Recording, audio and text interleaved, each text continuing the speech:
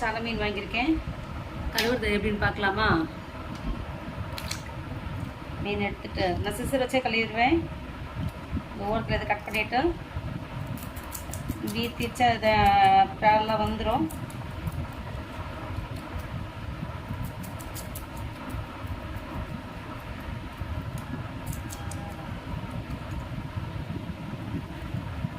அவ்வளோதான், க்ளீனாக வந்துருச்சுங்களா? வாழை கட் பண்ணுறோம். இதை நீட்டாக கட் பண்ணி அப்படி ஒரு போடுறோம். இது லாஸ்ட் ஹைலைட் என்ன தெரியுமா?